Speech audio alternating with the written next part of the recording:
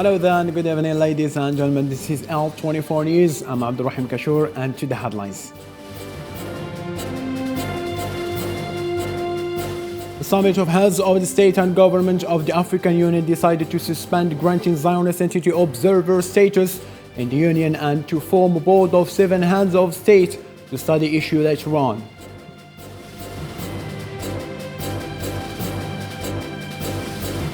A few dozen elite US troops and equipment were seen landing in southeastern Poland near the border with Ukraine, following President Joe Biden's order to deploy 1,700 soldiers.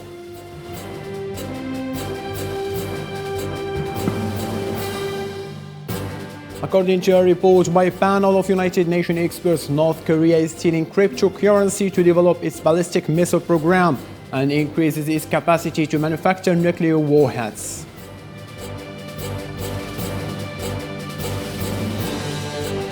Also coming up in our world news program, Cyclone Batisrai hit Madagascar, leaving at least 10 people dead and nearly 50,000 displaced.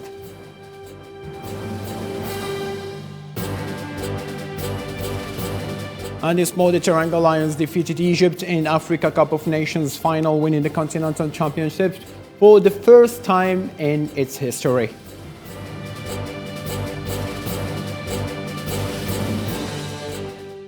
Hello again and welcome. Those were today's headline. In the summit of the Heads of the African Union that took place in Ethiopia capital Addis Ababa on Sunday, Algeria, along with Arab and African countries, accomplished the promise of suspending the presence of the state of the Zionist entity within the institutions of the African Union as an observer member. Morab Al-Awar has more to explain.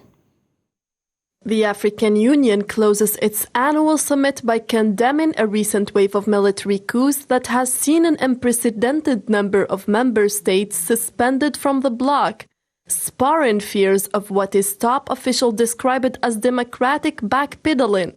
The AU suspended the decision of the Chadian African Union Commission chairman, Moussa Faki, who had taken an administrative and unilateral decision on July 22nd, granting the Zionist entity the status of an observer member of the African Union, a decision Algeria, along with some Arab and African countries, opposed at the time, except for the Moroccan Makhzen regime and major African countries.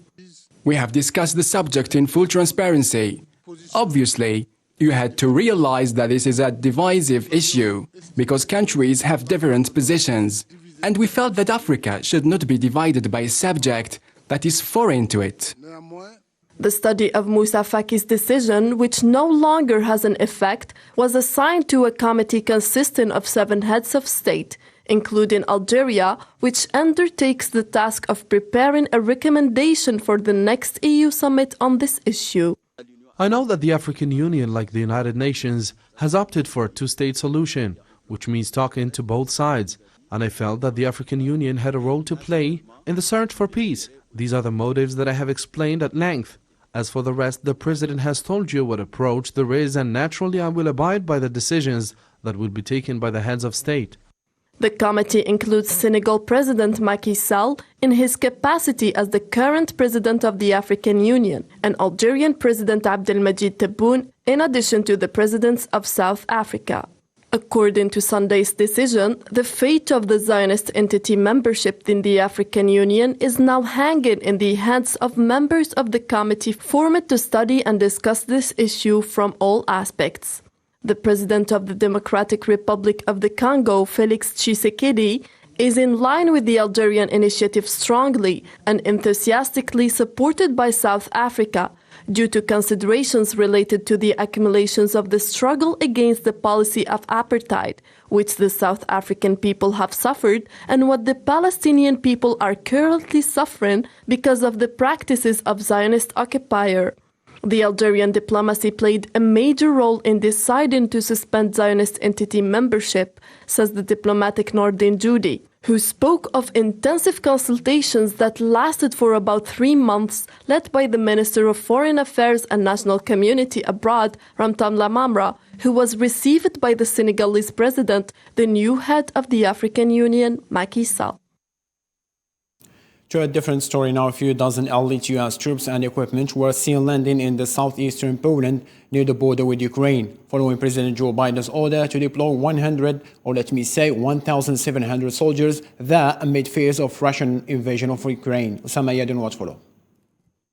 Hundreds of elite U.S. troops landed Sunday in southeastern Poland near the border with Ukraine on President Joe Biden's orders to deploy 1,700 soldiers amid fears of a Russian invasion of Ukraine. Biden ordered additional U.S. troops deployed to Poland, Romania and Germany to demonstrate to both allies and foes America's commitment to NATO's eastern flank amid rising tensions between Russia and Ukraine. Well, Chuck, we're in the window where something could happen. That is, a military escalation, an invasion of Ukraine could happen at any time. We believe that the Russians have put in place the capabilities to mount a significant military operation into Ukraine. The division can rapidly deploy within 18 hours and conduct parachute assaults to secure key objectives. Based in Fort Bragg, North Carolina, the division's history goes back to 1917. Hundreds more infantry troops of the 82nd Airborne Division are expected to arrive at the Polish airport, 56 miles from Poland's border with Ukraine. A U.S. Army Boeing C-17 Globemaster plane brought a few dozen troops and vehicles. We are prepared to sit down with the Russians alongside our allies in NATO and other partners in Europe to talk about issues of mutual concern in European security. U.S. officials on Saturday indicated Russia has assembled at least 70% of the military firepower it likely intends to have in place by mid-month to give President Vladimir Putin the option of launching a full-scale invasion of Ukraine. Polish soldiers have previously worked together with U.S. division on missions in Iraq and Afghanistan, according to a major Polish spokesperson for the Polish army. Within the same line of this story, U.S. President Joe Biden plans to deploy an additional 2,000 U.S. troops to Germany and Poland amid the tense situation over the Ukraine crisis. The U.S. Department of Defense announced that in addition to 2,000 soldiers, 1,000 American soldiers stationed in Germany are currently being transferred to Romania.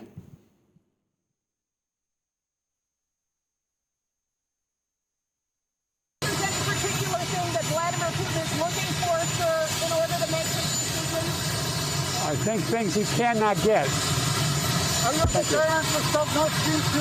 Any message to the troops in Poland and their families, sir? Across the border in Belarus, thousands of Russian troops have been deployed for military exercises, while Belarusian President Alexander Lukashenko announced that his country will coordinate a joint response with Russia if Ukraine starts war against Donbass. More in this report. As the first U.S. troops arrived in Poland, Russia and Belarus announced they would hold joint exercises this month. The exercises aim at training to prevent an attack on southern borders of their alliance. It depends on the forces which will oppose us and on the situation we will face. The only thing I can say, there are units which need to react in case of any threat coming from the neighboring country. New satellite images released by US-based technology company appear to show that Russia's military has advanced deployments at several locations in Belarus. A move likely to concern Ukraine and NATO, amid fears from the West that the Kremlin is planning an incursion into Ukrainian territory. But local residents have another opinion. No. Nobody will fight. Everyone here will laugh about it. We don't care. I watch TV and it's horrible. Our troops are mobilizing. Russians don't care. Let them come. We will welcome them. They won't do anything to us. We're not afraid, because we are part of Russia. The Belarusian President Alexander Lukashenko says that his country will participate alongside Russia in responding to any attack by Ukraine against the Donbass region. He also thinks that the White House is pushing Kiev toward war. Ukraine will fight? Well, it's not Ukraine. They are the Americans who are pushing Ukraine to war. Despite Moscow's massive troop buildup in the region, Russia has repeatedly denied it is planning to attack Kiev, while attempts at diplomacy are continuing in an effort to alleviate the crisis. According to a report by a panel of United Nations experts, North Korea is stealing cryptocurrency to develop its ballistic missile program and increase its capacity to manufacture nuclear warheads. The report to the United Nations Security Council follows the most intense run of missile tests in North Korea history. A total of 9 tests were performed out last month alone. At least 5 Pakistan soldiers were killed by militants inside Afghanistan at the border post in northwestern Kurama district, the second such attack since Taliban militants took over Kabul in August. Pakistani army hit back, causing heavy casualties, but independent confirmation was not immediately possible because the regions along the mountains-Afghan border are off limits to journalists and human rights organizations. Chinese tennis star Peng Shuai said that her social media post about sexual abuse has been misunderstood. She added that she deleted her post about the assault accusation after 30 minutes. The tennis star disappeared from public view for nearly 3 weeks in November. This disappearance attracted global attention. We've always said that there would be a meeting here, and that has not changed. In terms of details, you'll appreciate that we're not going to release details through the media of that meeting, but the meeting will take place. And then I think, as the President very eloquently said, we would talk with her, and it would be up to her to decide what would and wouldn't be said. But at the moment, I won't be giving any more details of that. German Chancellor Olaf Scholz met with US President Joe Biden today at the White House to discuss tension between Russia and Ukraine. Marwa Bel'ewer has more to tell us about this meeting. German Chancellor Olaf Scholz set off for Washington, seeking to reassure Americans that his country stands alongside the United States and other NATO partners in opposing any Russian aggression against Ukraine. Scholz has said that Moscow would pay a high price in the event of an attack, but his government's refusal to supply lethal weapons to Ukraine, plaster Germany's troop presence in Eastern Europe, or spell out which sanctions it would support against Russia has drawn criticism abroad and at home. For years, the German government has followed a clear course of not delivering to crisis zones and not delivering lethal weaponry to Ukraine. That was my predecessor's policy. It was right then, and it remains right, by the way. And this is really important to me. The majority of Germans sees it exactly as I do, as the government does and as my predecessor did. But not everyone sees it that way, and their voices are very loud at the moment. But my duty is to do what is in the interest of the German people, and what is in this case is also the view of the citizens of this country. Russia is gathering troops near the border with Ukraine, raising international alarm for a possible invasion. Meanwhile, US is threatening intensive sanctions if Russia does invade, but such action would pose significant challenges to American allies in Europe, who are reliant on Russia for their energy needs. On the other hand, Germany is particularly vulnerable given the ongoing Nord Stream 2 project that will double the amount of gas flowing directly from Russia to Germany. The United States has vowed Nord Stream 2 will not move forward if Russia invades Ukraine, but Germany is loyal in its resistance to energy sanctions, which could be economically devastating for Europe. Ahead of his trip, Scholz defended Germany's position not to supply Kiev with lethal weapons, but insisted that his country is doing its bit by providing significant economic support to Ukraine. French President Emmanuel Macron heads to Moscow on Monday in a high-risk diplomatic move, seeking commitment from Russian Vladimir Putin to handle down tension with Ukraine, while Western leaders fear the Kremlin plans an invasion. Zara Farjani reports. Amid the Ukrainian crisis, international diplomacy goes into overdrive on Monday, with the French and the Russian presidents to talk in Moscow and the German Chancellor heading to the White House to meet with the US leader, Joe Biden. US troops arrived in Poland near the Ukrainian border, a sign that shows Washington's actions to face the serious threat of a Russian invasion. The White House National Security Advisor Jake Sullivan on Sunday warned that Putin could order an attack on Ukraine within days or weeks.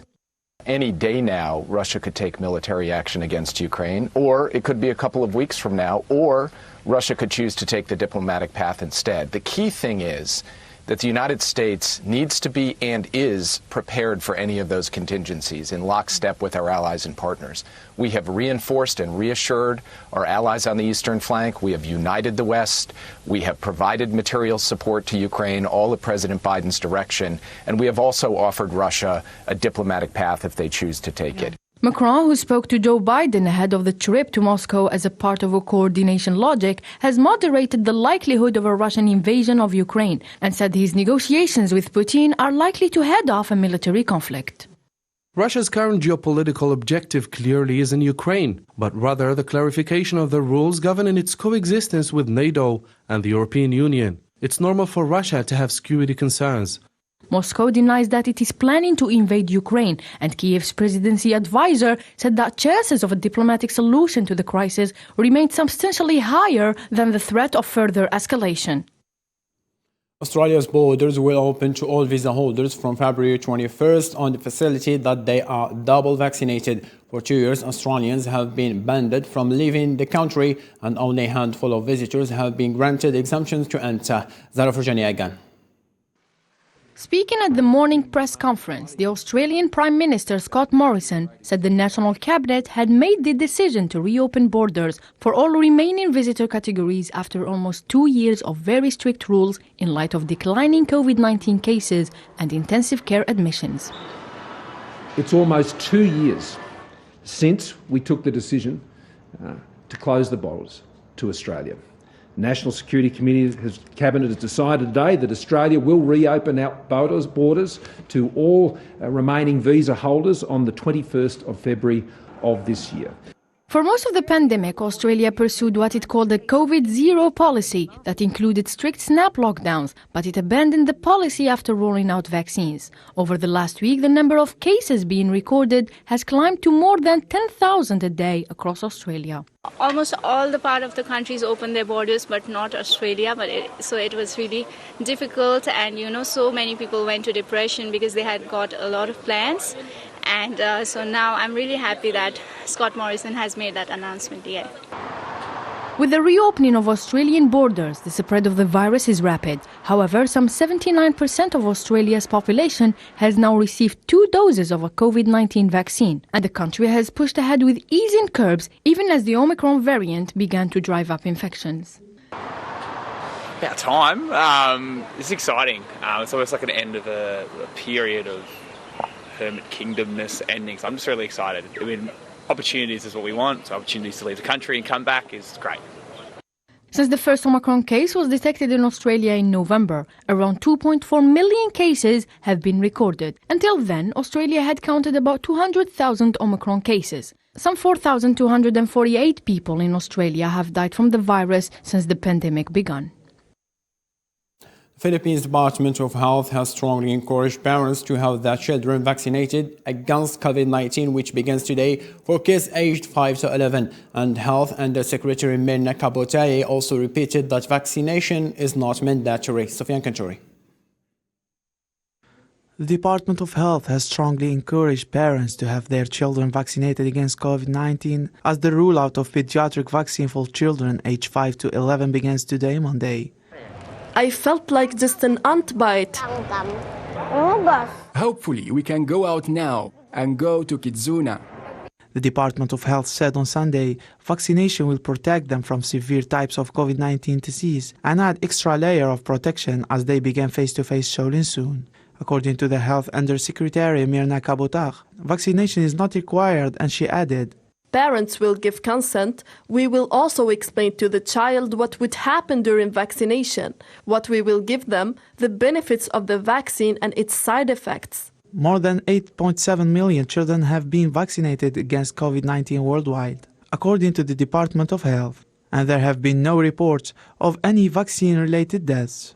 The objective of setting this up like a birthday party is, one, to relieve our children of the stress and anxiety of having to get vaccinated. We understand that children may be scared. That is why upon entering the vaccination site, we want them to get a feel that they are entering a children's party. There are superheroes, there are mascots, there are magic shows, there's a loot bag immediately after you get vaccinated. So It's really the mindset that we are trying to mold here for them to get relaxed.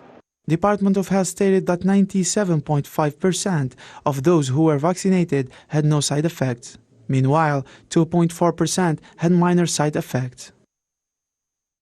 Japan's Prime Minister Fumio Kishida said on Monday he wants to speed up the country's COVID-19 booster shots program to 1 million shots a day by the end of the month, about double the current step. Kishida told the televised Parliamentary Budget Committee meeting that he has instructed the ministers to work with local governments to speed up immunization as much as possible.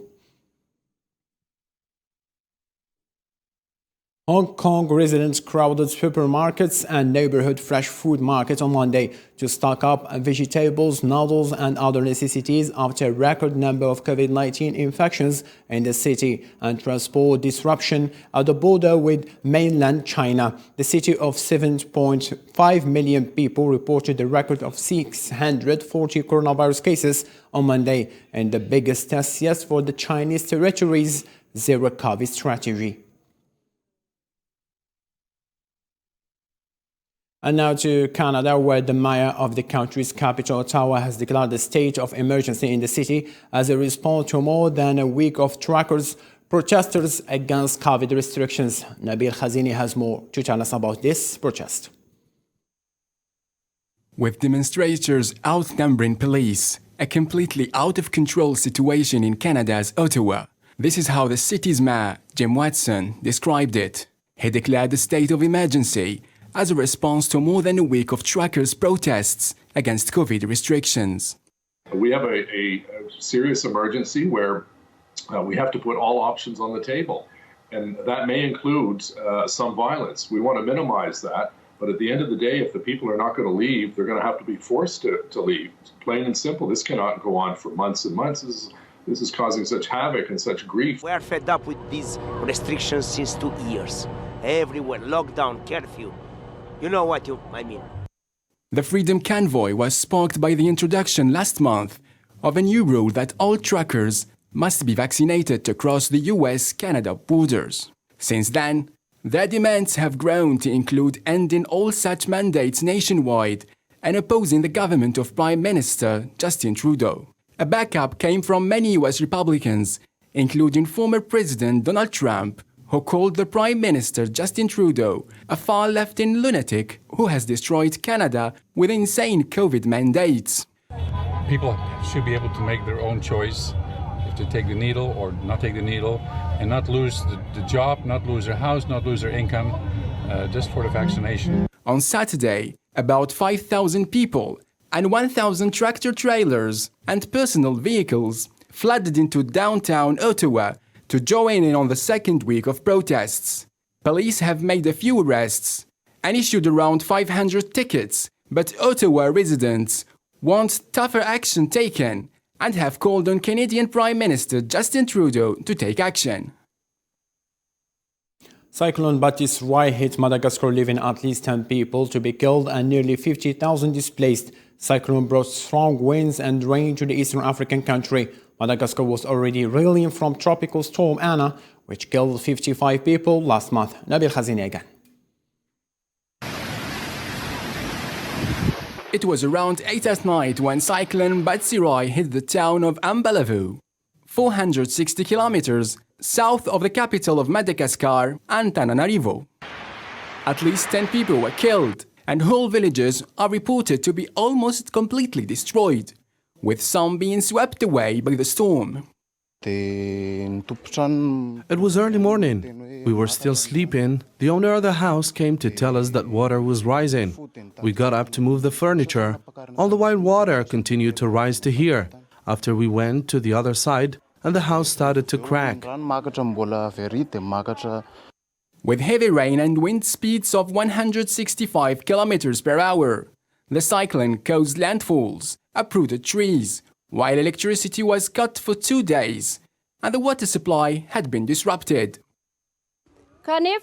I can say that the damage is big. The wind was very strong. Early in the morning, water rose and all the neighborhood was underwater. Around 48,000 residents were displaced, and more are expected to be forced to leave their homes. The wind was strong, but our house is strong. Early in the morning, there was a landslide. To be safe, the head of the neighborhood told us to go to the evacuation center. That's why we are here. The World Food Programme, citing estimates from national authorities, said that more than 500,000 of people could be directly affected by Batsirai cyclone, while the storm poses a risk to at least 4.4 million people in total, according to the International Federation of Red Cross and Red Crescent Societies. The cyclone is expected to move westwards and emerge at sea in the Mozambique Channel later on Sunday, but is then forecast to head south, avoiding mainland Africa. The Speaker of Libya's eastern-based parliament said on Monday that the chamber would choose a new interim prime minister next week, but the current incumbent rejected the move. The Speaker, Gila Saleh, told Parliament it would vote on February 8th on a new prime minister to replace Abdul Hamid al-Dabeiba, head of the government of national unity that was stated last year through a UN-backed process. Tunisian President Kais Saied dissolved the Supreme Judicial Council. The announcement covers months of his sharp criticism of judges, saying that judiciary is just a function of the state. Osama Ayadi has more to explain. Tunisia's president has announced a plan to dissolve the national judiciary body on suspicion of corruption and mishandling of sensitive political cases. The decision by President Kais Saied to disband the Superior Council of the Judiciary comes as Tunisians on Sunday marked the 9th anniversary of the assassination of a prominent left-wing leader and an outspoken critic of the Islamic movement. The Tunisians will demand, and you know that, for dissolving the Supreme Judicial Council because many cases were kept in the drawers for courts for many years, and they were manipulated by a number of judges. During a surprise visit to the Tunisia's Interior Ministry on Saturday night, Saied blasted members of the judiciary, accusing some judges and magistrates of corruption, nepotism, and stalling proceedings in several cases, including those of political assassinations. This council has become a thing of the past, starting from this moment. And I said that this is a warning that we will not give up the Tunisian people as an easy prey for these people. Tunisian police have locked the doors of the Supreme Judicial Council and stopped staff from entering the building a day after President Kais Saied dissolved it. Tunisia devolved into a deep political crisis after the 2013 killings.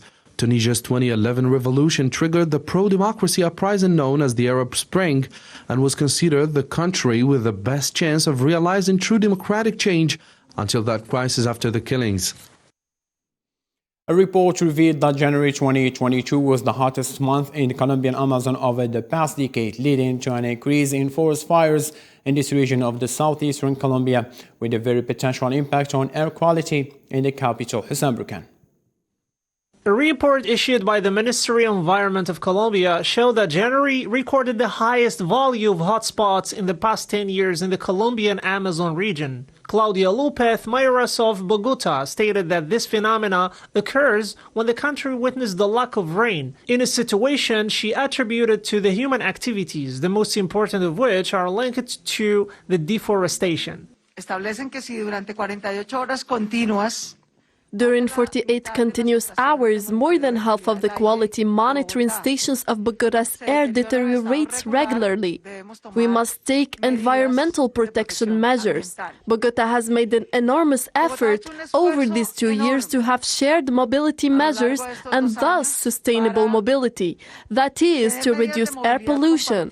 We are in this situation because we know that during the first quarter of every year and because of environmental meteorological reasons, we have critical environmental situations. It is a dry period of the season, a period in which forest fires increase, and there is phenomena of thermal inversion in Bogotá that affects our air quality. According to the Global Fire Monitoring System, 2,363 fires alerts were reported in the Colombian Amazon from the beginning of January to February 4th. A layer of white and gray clouds was observed in the sky of Bogota recently as a result of these fires, and a phenomenon that is expected to intensify in the coming hours.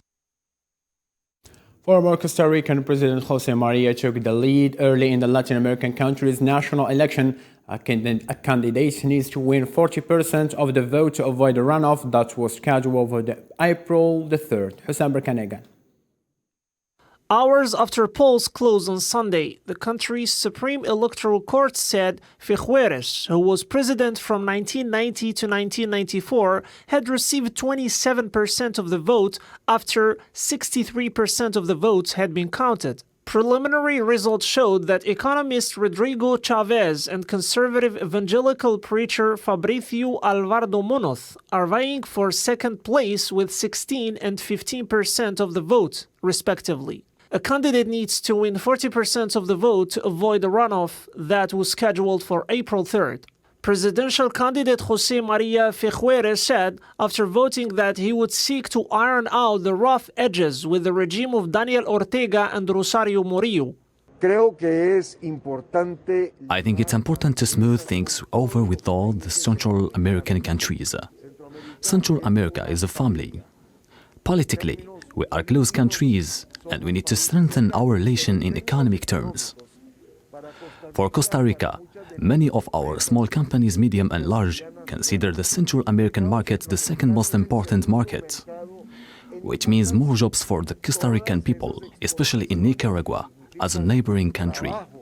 The Nicaraguan people and the Costa Rican people have always been linked and always had good relation. Nicaraguans who have come to Costa Rica have found the same line of seeking opportunities and well-being. Costa Rica, with its green economy and thriving tourism industry, has long been seen as a beacon of stability in the region, but polls have shown unemployment, corruption, and creeping cost of living to be the top concerns of the 3.5 million eligible voters in the nation of 5 million people. All 57 seats in the legislature were all up for election on Sunday. However, it is likely that there will be a divided legislature, with local media predicting Figueres' National Liberty Party winning the most seats with 19 seats, but far short of a majority. Officials asked voters to follow health protocols such as wearing masks and maintaining social distancing to avoid the spread of COVID-19. Authorities pulled apart a camp housing about 380 migrants, mostly from Mexico and Central America, in Tijuana near the border with the United States. Mexican immigration officials announced that they are trying to move migrants in the area of south of San Diego. Hussein Berkanegan.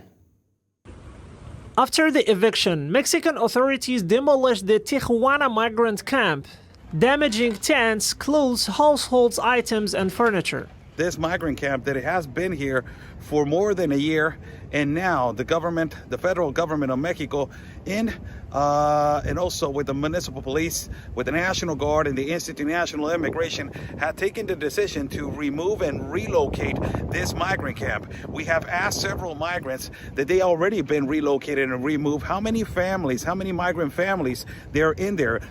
We heard the quantity of 300 migrants, but they are saying that there's more than 300 migrants. Many immigrants, mostly from Central America across Mexico, to seek asylum in the United States in the face of violence and poverty in their country. Along the way, many of them fall victim to organized crimes or to the grip of the Mexican authorities, who have stepped up their operations to combat the migrant flow. The number of immigrants arriving in the United States decreased significantly during the first phase of the COVID-19 pandemic, but began to rise later in 2020 before escalating since U.S. President Joe Biden took office in January of last year. The migrants were told that they would be allowed to bring 3 pieces of clothing to the shelters provided by the Mexican government, but no extra items. And now for more international news, let's follow these summaries by Osama Ayari. The Ministry of the Islamic Republic of Iran has called on the U.S. to fully remove the sanctions imposed against Tehran, describing it as a red line for the nuclear negotiator. Tehran dismissed America's concerns at apparent slow progress by claiming U.S. officials have to make a political decision about sanctions ahead of resuming Vienna talks, which will start on Tuesday. The Queen's Platinum Jubilee has been marked with artillery fire on Monday as Her Majesty celebrates 70 years on throne. The King's Troop Royal House Artillery fired in Green Park at midday, with the Honourable Artillery Company performing another gun salute at the Tower of London as the Queen celebrates the official start to her Platinum Jubilee. More than 3 months after the October 25th takeover led by the General Abdel Fattah al-Burhan, Sudan's security forces fired tear gas at protesters demanding justice for 79 people killed following the military coup, as a rights group released details documenting the lethal force used in the crackdown. A scheduled vote by Iraq's parliament to elect a new national president was thrown into doubt Monday after key factions announced boycotts and a front-runner was suspended by a court. After a visit by UNICEF members, a report showed more than 3,000 inmates, of whom more than 600 are children, are held at the Haska jail. Despite some of the basic services now in place, the situation of these children is incredibly precarious. Now for another international news, but this time within the economic sector by Hussein Burkan. President Vladimir Putin announced new oil and gas deals worth an estimated $117.5 billion with China, vowing to boost Russia's Far East exports at a time when tensions with European customers over the Ukraine crisis are an all-time high. Due to dismal earnings reports, the parent company of Facebook fell 22%, putting it on course to lose $195 billion. There is the largest drop in market value for any U.S. corporation at its current level. However, given the recent volatility in technology stocks, there is no guarantee that the losses will be sustained. Global food prices jumped toward a record last month, further adding to the surging cost of living for customers. The United Nations Index of Prices rose 1.1% in January, pushed up by more expensive vegetable oils and dairy. The unfavorable weather for crops and the fallout from energy crisis threaten to keep prices high going forward.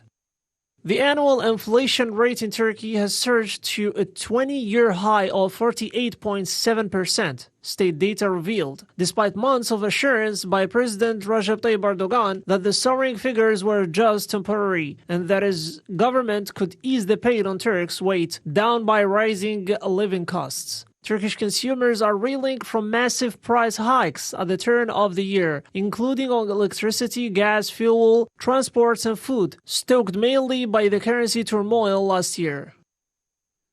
And finally, the Teranga Lions defeated Egypt in the Africa Cup of Nations final, winning the Continental Championship for the first time in its history. A game that moved toward the extra time ended up with a penalty kick that last shootout gave the goal to Sadio Mane and his national team to put an end for the nightmare of all Senegalese after losing finals in 2002 and 2019. More in this report. With Senegal looking in control for most of the game, Egypt gained strength late in the second half. The game's best opportunity at goal in regulation time came in the early minutes of the match for Senegal after an Egyptian foul in the penalty box. Liverpool star Sadio Mane's penalty kick was saved in spectacular fashion by goalkeeper Mohamed Abou Jabal in the 7th minute. But after 30 minutes of extra time, which featured a pair of stellar saves from Abou Jabal and Senegalese goalkeeper Edouard Mendy, the game went to penalty kicks. To this end, Mane buried a racket in the back, in the net to give Senegal the championship trophy. The result was also special for Senegal coach Aliou Cissé, who was the team's captain and missed the decisive penalty in shootout when Senegal lost the 2002 final against Cameroon. Cissé was also coach for the 2019 disappointment. His players grabbed hold of him at the end and threw him in the air.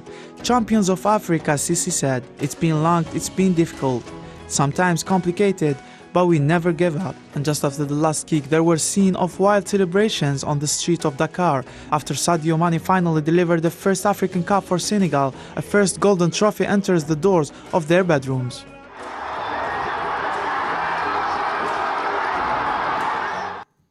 Though we all wanted Egypt to replace Algeria as an Arab champions, but Senegal will well deserve this champion. Now, let's try to revise our headlines again. The Summit of Heads of State and Government of the African Union decided to suspend granting Zionist entity observer status in the Union and to form board of 7 heads of state to study the issue later on.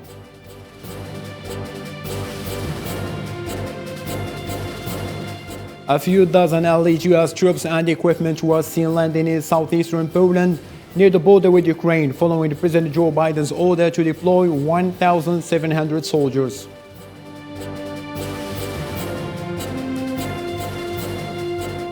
According to a report by a panel of United Nations experts, North Korea is stealing cryptocurrency to develop its ballistic missile program and increase its capacity to manufacture nuclear warheads.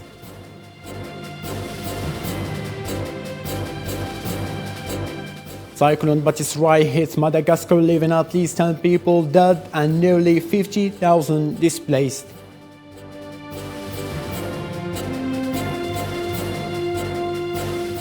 Teranga Lions defeated Egypt in the Africa Cup of Nations final, winning the Continental Championship for the first time in its history.